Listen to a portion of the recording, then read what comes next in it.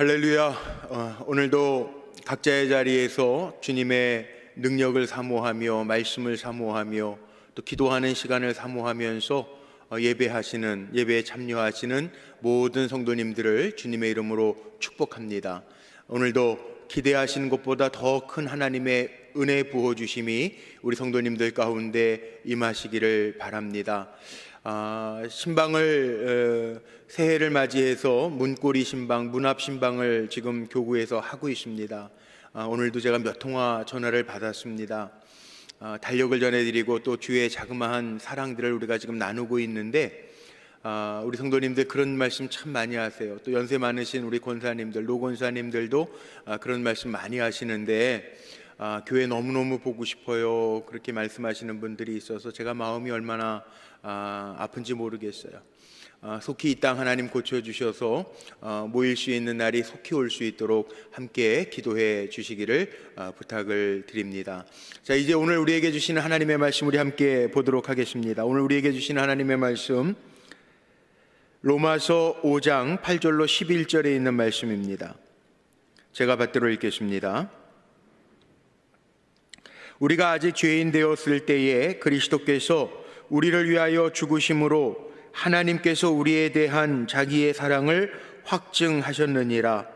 그러면 이제 우리가 그의 피로 말미암아 의롭다 하심을 받았으니 더욱 그로 말미암아 진노하심에서 구원을 받을 것이니 곧 우리가 원수 되었을 때에 그의 아들의 죽으심으로 말미암아 하나님과 화목하게 되었은즉 화목하게 된 자로서는 더욱 그의 살아나심으로 말미암아 구원을 받을 것이니라. 그뿐 아니라 이제 우리로 화목하게 하신 우리 주 예수 그리스도로 말미암아 하나님 안에서 또한 즐거워하느니라. 아멘. 오늘 이 성령 간증 예배에 참여하신 여러분들 축복하면서 새해를 맞이해서 복음적인 삶을 다시 살자라고 하는 의미에서 복음적인 삶이라고 하는 주제를 가지고 말씀을 나누고 있습니다. 오늘 말씀은 8절 초반절에 있는 우리가 아직 죄인 되었을 때에 라는 구절에 나와 있는 말씀 제목 삼아서 함께 은혜를 좀 나누려고 합니다. 우리가 어떻게 태어났습니까? 우리가 다 어머니의 몸에서 10달 있다가 태어났죠.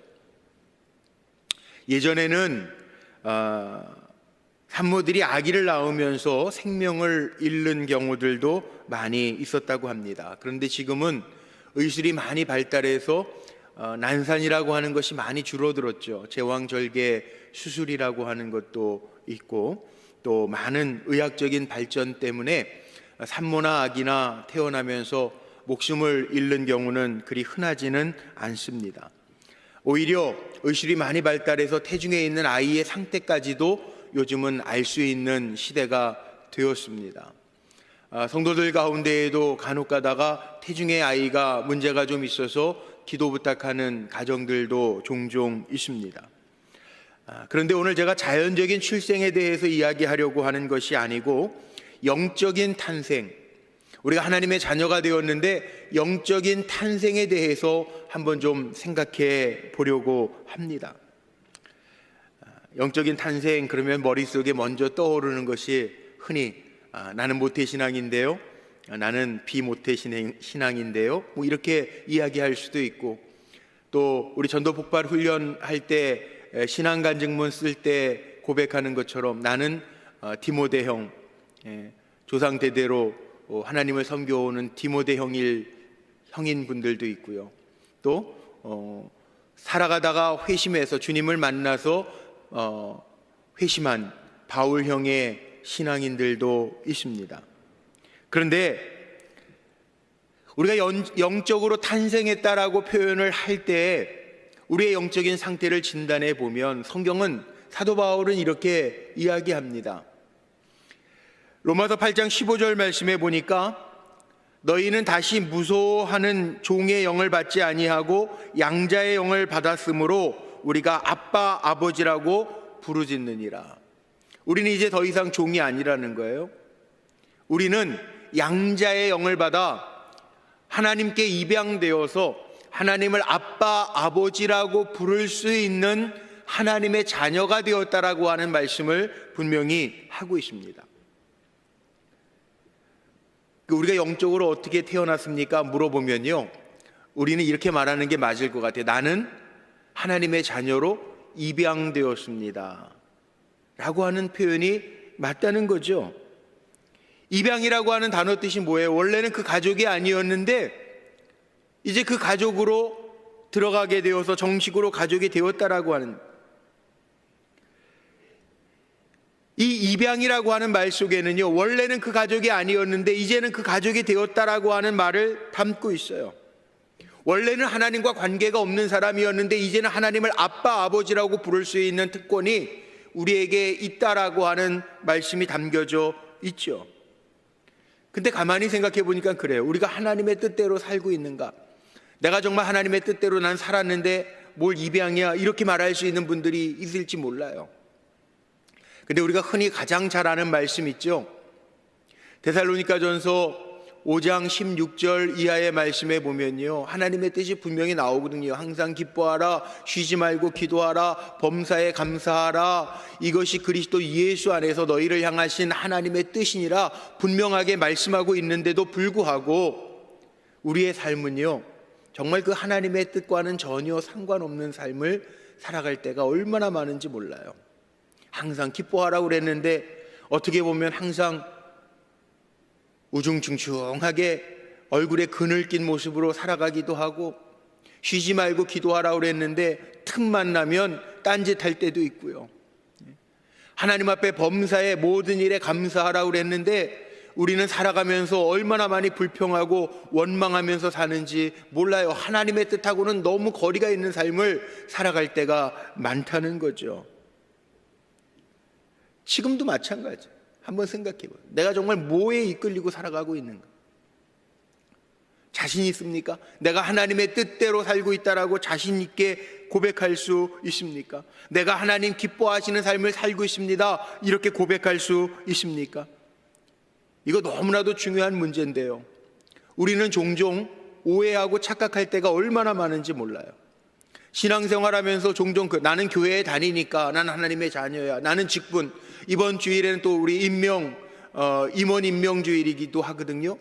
내가 뭐 장로야, 권사야, 집사야, 내가 직분 받았으니까 난 하나님의 자녀야, 그렇게 생각하기도 쉽고요.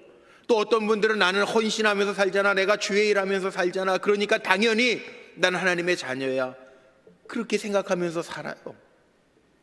그런데 내가 그렇게 기독교인이고 내가 하나님의 자녀라고 생각하지만 정말 하나님의 뜻하고는 상관없는 삶을 살아갈 때가 얼마나 많은지 모르는 거죠.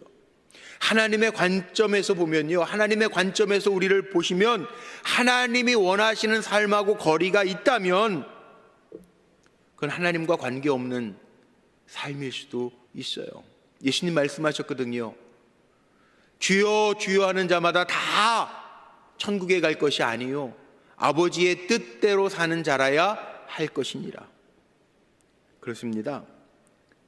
우리의 모든 시작점은요, 내가 하나님의 뜻에 맞추어 살지 못하지만, 내가 하나님의 기쁨이 되지 못하지만, 로마서 오늘 5장 8절 말씀에 내가 아직 죄인 되었지만, 아직 온전하지 못하지만, 그럼에도 불구하고 하나님 나를 하나님의 자녀 삼아 주셨다라고 하는 것은 하나님의 사랑을 확증하신 것이라는, 은혜가 뭡니까? 은혜가 바로 이겁니다. 내가 아직 죄인 되었는데 온전하지 못한데 내 공로나 자격이나 내가 어떠한 행위를 통해서 하나님의 자녀 될 만한 자격이 있어서 하나님의 자녀가 된 것이 아니라는 거예요. 우리가 아직 죄인 되었을 때, 우리가 아직 죄인의 모습일 때 하나님이 원하시는 삶을 바로 살지 못했음에도 불구하고 저와 여러분들을 하나님의 자녀로 불러주셨다는 거예요. 이게 은혜입니다. 이것이 복음입니다. 그래서 우리가 하나님의 자녀 되었다라고 하는 것, 복음 중에 복음이라고 이야기하죠. 진노의 자녀이었는데 이제 하나님의 자녀가 되었다. 우리의 영적인 신분이 하나님의 자녀로 입양되어서 입적되어서 달라졌다는, 이게 복음이에요. 복음 중에 복음이에요. 왜 입양하셨습니까? 우리가 죄인일 때 왜 하나님은 우리를 하나님의 자녀로 받아주셨습니까? 왜 받아주셨어요? 우리로 하여금 새로운 삶을 살도록 하나님이 초청해 주신 1월달 금요철야 말씀들을 다 이미 제목과 본문과 내용들을 12월 말에 다 뽑아놓은 거예요. 그런데 요 근래에 입양이라는 단어 참 말하기도 어렵죠. 정인이라고 하는 아가의 아픔을 우리는 매스컴을 통해서 들으면서 너무 속상해요. 뭐 사람 같지 않은 사람 얘기할 거 없이요. 제 기억에는요, 몇 해 전인 것 같은데, 이름은 잘 기억이 안 나는데, 한 아이가 있어요. 남자아이였는데요. 태어날 때서부터 장애가 있어서 버려진 아이예요. 그런데 그 기독교 방송에서 한번 다큐멘터리로 나오더라고요. 그 아이를 입양을 해가지고요, 입양한 엄마가 그 아이 그 로봇 다리를 만들어서 잘 가게 살아가게 하는 도움을 주는 그런 이야기였어요. 그 이야기를 보면서 얼마나 마음에 감동이 됐는지 몰라요. 누구도 품어줄 수 없는 아이, 마음을 주지 않는 아이, 버려진 아이, 그 아이 데려다가 긍휼의 마음을 가지고 정말 잘 돌봐주는 이야기가 나온 적이 있어요. 저는 복음이라고 하는 게 그런 것 같아요. 생명하고 직결되어져 있는 삶이 이게 복음이잖아요. 단순히 긍휼, 뭐 불쌍히 여기는 마음, 우리가 그런 표현들을 많이 씁니다만, 구원이라고 하는 게 뭐예요? 복음이라고 하는 게 뭐예요? 하나님이 우리를 자녀 삼아 주셨다라고 하는 이야기가 뭡니까? 저대로 두면 안 되겠다라고 하는 마음을 가지고 건져 주시겠다라고 하는, 건져서 살게 하시겠다라고 하는 마음으로 우리를 하나님의 자녀 삼아 주셨잖아요. 오늘 말씀의 표현대로 하면 아직 죄인 되었을 때, 부족할 때, 연약할 때, 하나님의 뜻과 거리가 있을 때 새로운 삶을 주어야 되겠다라고 하는 마음을 가지고, 그 마음이 의지로 굳어져서 결단하고 행동하셔서 우리를 건져주셨다는 거 아니에요. 그러므로 하나님의 사랑을 우리에게 보여주셨다라고 하는 말씀이잖아요. 오늘 사도 바울은 8절에서 그 말씀 표현하는 거예요. 우리가 아직 죄인 되었을 때 그리스도께서 우리를 위하여 죽으심으로 하나님께서 우리에 대한 자기의 사랑을 확증하셨느니라. 하나님 그 마음으로 우리를 건져주셨다는, 우리를 입양하셨다는, 우리를 하나님의 자녀로 삼아주셨다는. 그래서 오늘 읽은 말씀 8절로부터 11절까지 짧은 말씀에 보면 구원이라고 하는 단어가 계속 반복되고 있어요. 이 통틀어서 이것을 구원이라고 하는 거예요. 하나님 우리를 불러주신 거, 죄인 된 우리를 불러주셔서 하나님의 자녀 삼아주시고, 우리는 양자의 영을 받아 하나님을 아빠, 아버지로 부를 수 있는 정말 특권이 우리에게 주어진 거, 이게 은혜 중에 은혜라는 거죠. 그래서 하나님은 우리를 구원하시기 위하여 우리가 아직도 죄인 되고 온전치 못할 때, 하나님의 눈으로도 온전치 못한 우리를 구원받아 새로운 삶을 살게 하시려고 하나님 불러주셨다는 거예요. 우리는 하나님이 원하시는 삶으로요 초대된 백성들입니다. 하나님의 원하시는 삶으로 살아라, 하나님 불러주신, 우리를 초청해 주신 하나님의 초청에 우리가 부름받은 귀한 일꾼들이라는 거예요. 하나님이 우리를 부르신 목적이 분명한 거죠. 우리로 하여금 새로운 삶을 살게 하시기 위하여 우리를 부르셨다. 이게 복음입니다. 지난주에도 현장에서 간음하다가 잡힌 여인 예수님 앞에 끌고 와서 예수님 시험하려고 바리새인들과 서기관들이 끌고 왔어요. 그런데 예수님은 기회를 주시는 거예요. 가서 다시는 이와 같이 죄짓지 말라. 새로운 삶을 살게 하시기 위해서, 생명을 주시기 위해서 주님 도와주시죠. 요즘 새벽에도 출애굽기 말씀들을 나누고 있어요. 출애굽기 말씀을 묵상하다가 출애굽기 22장 26절 말씀, 묵상하면서 거기에 이런 말씀이 나오더라고요. 제가 읽어봐 드릴게요. 내가 만일 이웃의 옷을 전당 잡거든 해가 지기 전에 그에게 돌려보내라. 그것이 유일한 옷이라. 그것이 그의 알몸을 가릴 옷인즉 그가 무엇을 입고 자겠느냐. 그가 내게 부르짖으면 내가 들으리니 나는 자비로운 자임이니라. 하나님 사랑의 하나님이시라는 거예요. 긍휼의 하나님이시라는 거예요. 하나님을 여러 가지로 표현하지만 가장 우리의 마음속에 머릿속에 남아있는 수식어가 있습니다. 사랑의 하나님, 긍휼의 하나님, 자비하신 하나님이라는 거죠. 너희가 죄인 되었음에도 불구하고 우리를 어여삐 보셔서 하나님의 자녀로 삼아 주셨다는, 하나님이 너희에게 행하신 대로 너희도 행해라. 이 말씀을 담는다면 우리도 세상을 살아가면서요, 정말 주님의 마음으로 이렇게 새로운 삶을 살아가야 돼요. 우리에게 하나님 닮은 새로운 삶을 살도록 우리를 불러주셨기 때문에 우리도 그렇게 살아야 된다는 거예요. 하나님은 잃어버린 영혼에게 관심이 있으시죠. 속회를 편성할 때가 되면, 우리 교회는 요즘에 이제 그런 분들 없어요. 제가 하도 많이 강조를 해서 그런지 그런 속장님들이 이제는 안 계신데, 예전에 꼭 연말 되면은요, 우리 교구 목사님들하고 속회 짤 때마다 정말 머리가 복잡해질 때가 있습니다. 왜냐하면 목사님들한테 와서 그런 부탁을 참 많이 하세요. 목사님, 요번 속회는 좀 잘 모이는 사람들로 구성해 주세요. 그렇게 부탁을 해요. 중요하죠. 왜? 모임이기 때문에. 모임의 힘은 정말 모이기를 잘하는 분들이 모이면 그 속회는 사니까 이해는 돼요. 그런데 한 걸음 더 나아가서 또 이렇게 부탁하는 분들도 이제는 없지만 예전에, 안 모이는 사람 제발 좀 이름 좀 빼주세요, 그러는 분들도 있었어요. 물론 잘 해보려고 하는 그 마음은 알겠는데, 곰곰이 한번 좀 생각해 보십시오. 하나님 어떻게 하셨을까? 하나님이라면, 주님이라면 잃어버린 영혼 한 영혼 위해서 정말 애쓰시잖아요. 예수님 비유의 말씀 가운데 있잖아요. 집안에 있는 99마리의 양들보다 잃어버린 한 마리를 찾아 나서는 그 목자의 심정을 주님이 말씀하시잖아요. 우리도 마찬가지라는,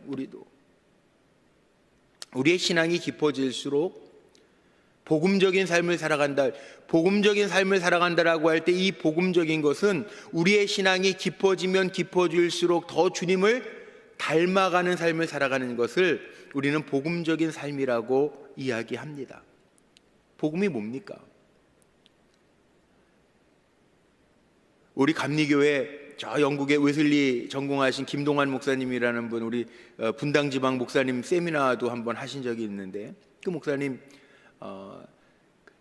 복음에 대해서 이렇게 하늘 가는 길을 알려주는 거, 복음, 그렇게 표현하셨어요. 그래서 그 목사님은 성경 그 책별로 이렇게 내시면서 뭐 천국 사람들의 이야기, 뭐 그 사도행전, 뭐 이런 식으로 천국에 대해서 이야기를 많이 해요. 천국의 기쁜 소식, 마태복음, 뭐 이런 식으로 강의 책들을 내셨는데, 뭐 좋습니다. 복음, 예수 그리스도이시고 또 하나님 나라에 이르게 하는 방법이기도 하고 길이기도 해요. 그런데 복음이라고 하는 거, 우리가 이 땅에서 복음적인 삶을 산다라고 하는 거, 저에게 물어본다면 저는 이렇게 표현하고 싶어요. 예수님께서 보여주신 삶, 알려주신 삶, 말씀해 주신 삶대로 살아내는 삶이 복음적인 삶이에요. 그러니까 저는 하나님이 나에게 놀라운 일을 행하셨는데, 하나님의 자녀 삼아 주셨는데 왜 나를 하나님의 자녀 삼아 주셨는가? 우리는요, 복음적인 삶을 살도록 하나님 우리에게 능력을 주셨으니 우리도 주님 닮아가려고 애쓰고 노력하고, 물론 애쓰고 노력한다고 되는 것만은 아닙니다. 성령의 능력이 우리에게 임해야 됩니다. 그러나 주님이 보여주신 삶을 살아내려고 우리가 정말 기도하고 성령 충만함을 구하면서 그렇게 주님 닮아가는 삶을 살아내는 것이 복음적인 삶이죠. 하나님의 입양에는요, 분명한 목적이 있어요. 새로운 삶을 살라고 우리를 초청해 주셨다는. 여러분, 이거 믿으십니까? 새로운 삶을 살라고 우리를 불러주셨다는. 우리 찬양대들도 새로운 삶을 살라고 하나님 불러주신 거예요. 우리 교육자들도 우리가 교육자 되려고 한 것이 아니라 하나님이 이미 우리를 택하여 주셨고 부르셨고, 우리로 하여금 새로운 삶을 살아가며 주님의 마음을 품고 이 땅에서 많은 양떼들을 돌보라고 우리를 불러주신, 새로운 삶으로 우리를 초청해 주셨다는 이 믿음이 있어야 돼요. 믿음이라고 하는 거, 제가 지난 주일날도 하나님의 말씀을 증거하면서 그런 얘기 했어요. 성경에 믿음에 대한 이야기들 많이 하는데 구체적으로 우리가 뭘 믿어야 돼요? 하나님 변치 아니하시는 사랑의 하나님이라는 거 우리가 믿자고 그랬잖아요. 하나님 그 사랑으로 우리를 사랑해 주시고 확증하셨다고요. 죄인 되었을 때 그리스도가 십자가에서 내 죄를 위하여 죽으심으로 하나님의 사랑을 확증하셨다는 거. 하나님 우리를 핏값으로 생명으로 사셨기 때문에 우리의 삶은요, 대충 막 사는 삶이 되면 안 돼요. 변치 아니하신 하나님의 사랑이 있기 때문에, 그 사랑을 믿기 때문에, 오늘도 나를 사랑하신 하나님을 믿기 때문에 우리의 삶이 더욱더 가치 있는 삶, 주님 기뻐하시는 삶, 하나님 마음에 흡족한 삶을 살아야 되는 거죠. 하나님 우리 길 다 아신다고요. 우리가 가는 길 다 아신다고요. 때로는 정말 캄캄한 칠흑과 같은 암흑이 우리 앞길에 놓일 때도 있어요. 그러나 하나님 아세요. 하나님 아신다라고 하는 믿음을 가지고 나를 인도하시는 하나님, 가장 좋은 길로 인도하시는 하나님, 그 하나님을 믿기 때문에 우리가 나아가는. 오늘도 이 저녁에 왜 기도하기 위해서 모입니까? 왜 기도하기 위하여 예배의 처소에 앉으셔서 주님 바라보면서 오늘도 말씀 듣고 기도하십니까? 내 기도 하나님이 잡동사니처럼 여기지 아니하시고 반드시 응답하시겠다라고 하는 그 약속의 말씀을 믿기 때문에 오늘도 우리가 주님의 이름 부르면서 기도하면서 내 삶을 주님 앞에 아뢰면서 나아가는 거죠. 우리가 왜 세상 낙에 빠지지 아니하고 세상 즐거움에 빠지지 아니하고 그의 나라와 의를 구하면서 삽니까?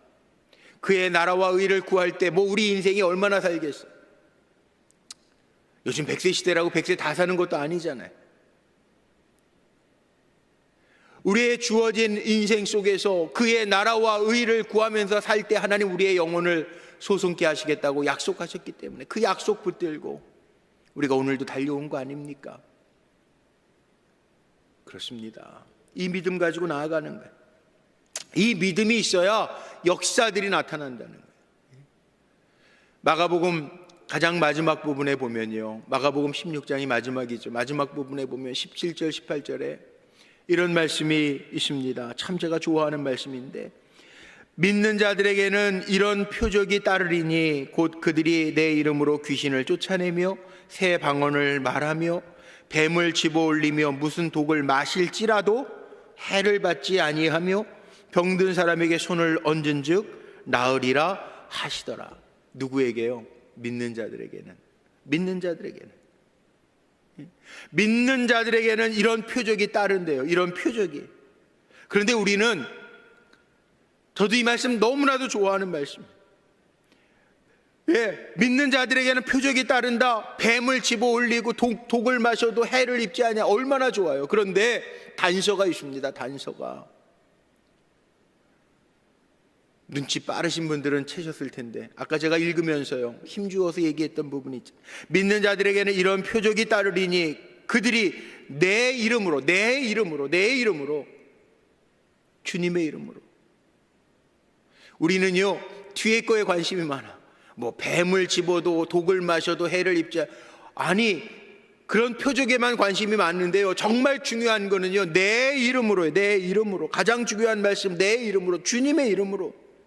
예수 안에 있는 자들, 그 이름을 믿는 자들에게는 이런 표적이 따른, 귀신을 쫓아내고 새 방언을 말하고 뱀을 집어 올려도 해를 당하지 아니하고 독을 마셔도 해를 입지 아니할, 누구에게? 내 이름으로 주님의 이름 안에 있는 자, 주님의 이름을 부르는 자에게는 이런 능력이 있다. 예수 안에 있는 것이 진정한 능력의 원천이라고 하는 말씀을 주님이 하시는,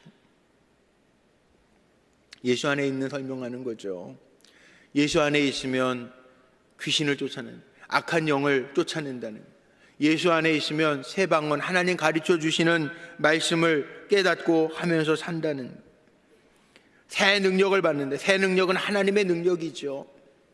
하나님으로만 나타나는 능력, 내가 어떤 능력을 받은 것이 아닙니다. 주님 안에 있을 때 하나님의 능력이 나타난다라고 하는 말씀을 하고 계십니다.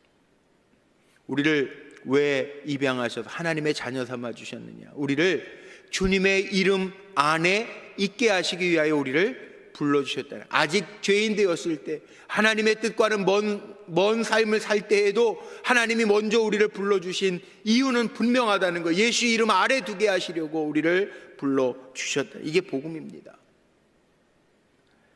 우리에게 새로운 삶의 기회를 주시기 위해서, 우리가 아직 죄인 되었을 때, 우리가 아직 완전하지 못할 때, 우리가 아직 하나님의 뜻과는 거리가 있는 삶을 살 때에도 하나님 우리를 불러주셔서 하나님의 사랑을 확증해 주셨다라고 하는 말씀을 하고 있죠. 자, 우리가 변화되는 거는요, 예수 아래 있을 때, 예수님 이름 아래 있을 때 가능하다라고 하는 말씀이에요. 우리가 복음적인 삶을 살아가면서 2021년도 글쎄요, 정말 또 모르겠어요.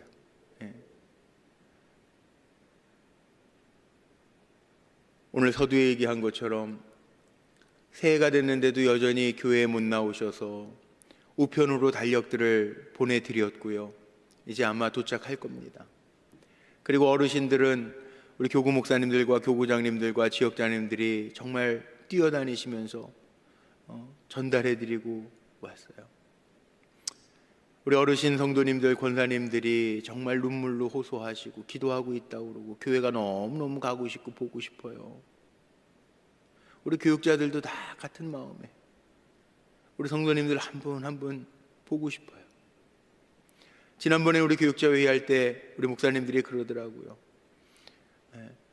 그래도 새해를 맞이했는데 우리 성도님들 사진들 다 그냥 인화해서 자리에다가 붙여놓고 예배할까요, 목사님? 그리고 우리 의논한 적도 있어요.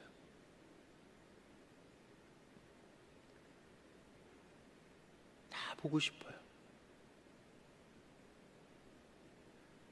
그런데도 올 한 해가 불투명해요. 언제까지 이럴지도 모르겠어요. 내일 11시에 뭐 발표한다고 거리두기 조정해서 발표한다고 하는데 긍정적이지도 않아요. 세상을 보며 우리의 모습을 보면요, 속상할 때도 있어요. 그런데요, 오늘 말씀을 보며 하나님을 생각할 때에는 우리에게 소망이 있어요. 그럼에도 불구하고, 우리가 완전하지 못함에도 불구하고, 세상은 어두움에도 불구하고 하나님 우리를 새로운 삶으로 살라고 불러주셨다는 거예요. 하나님의 자녀 삼아 주셨다는 거예요. 그럼 2021년도 어떻게 살까요? 우리 다르게 삽시다. 우리 다시금, 우리 오늘도 찬양했던 것처럼 다시 주님과 함께 살자고요. 다시금 주님과 함께 살면서 하나님이 원하시는 삶에 포커스를 맞추고 초점을 맞추고 그리고 나아가자고요. 오늘 말씀에 결론을 내리고 마치려고 합니다. 주님이 우리를 자녀 삼아 주신 이유는 분명합니다. 우리로 하여금 새로운 삶을 살라고 불러주신 거예요. 초청해 주신 거예요. 아직도 여전히 부족함에도 불구하고 우리를 불러주신 거예요. 금년 한 해 살아가는 동안에 우리는 새로운 그리스도인, 새로운 삶, 아니 하나님이 원하시고 기뻐하시는 삶, 거기에 한번 목적을 맞춰 두고 달려간다면 하나님이 친히 우리를 다스려 주시고 믿는 자에게는 표적이 나타나리니, 예수 이름 아래 우리를 두셔서 우리로 하여금 정말로 세상 어려운 때를 살아가지만 하나님의 은혜를 알고 하나님의 능력을 보게 하신다고 약속해 주셨는데, 새 방언을 말하고 새 능력을 주신다고 약속하셨는데 그 능력을 우리가 힘있게 받아 달려갈 수 있는 삶이 되었으면 좋겠어요. 우리 성도님들을 축복합니다. 그리고 오늘 찬송할 때도 그렇게 찬송하려고 마지막 찬송은요, 정말 오랜만에 우리 부름받아 나선 이 몸, 그 찬송 한번 불러보려고. 왜? 하나님 우리에게 새로운 삶을 살라고 초청해 주셨으니까. 아직도 죄인임에도 불구하고 부족하고 연약함에도 불구하고 하나님의 자녀 삼아 주셨으니까. 주여, 그 사명 기억하면서 다르게 살겠습니다. 새롭게 살겠습니다. 하나님의 뜻대로 살겠습니다. 그렇게 고백하며 나아갑니다. 우리 성도님들 그 삶을 살아낼 수 있는 하나님의 백성들이 되시기를 주님의 이름으로 축복합니다.